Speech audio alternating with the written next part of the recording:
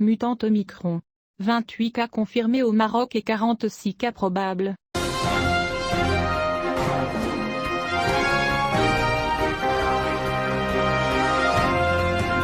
Mardi soir, le ministère de la Santé et de la Protection sociale a révélé l'enregistrement de 28 cas confirmés et 46 cas probables du nouveau mutant du virus corona émergent Omicron.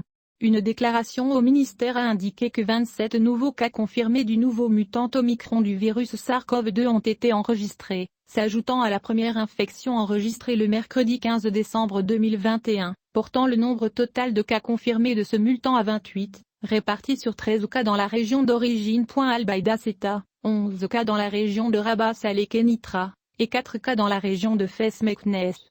La même source a également expliqué que l'affaire concernait 20 d'entre eux qui ont été enregistrés dans le cadre de 7 foyers familiaux, en plus de 8 cas isolés, dont 5 concernaient des enfants, âgés de 4 mois à 13 ans.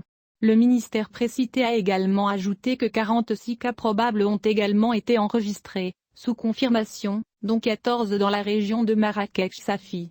Elle a expliqué qu'un groupe de cas suspects est enregistré quotidiennement, soit en tant que foyer, soit en contact avec des cas confirmés, soit des cas présentant des caractéristiques épidémiologiques particulières, notant que des échantillons sont analysés dans le cadre du système de vigilance génomique pour devenir des cas potentiels grâce à une PCR spéciale. Examen, avant qu'ils ne soient confirmés par analyse génomique. En revanche, le ministère a indiqué que le système de surveillance épidémiologique a enregistré aujourd'hui 381 cas confirmés de Covid-19.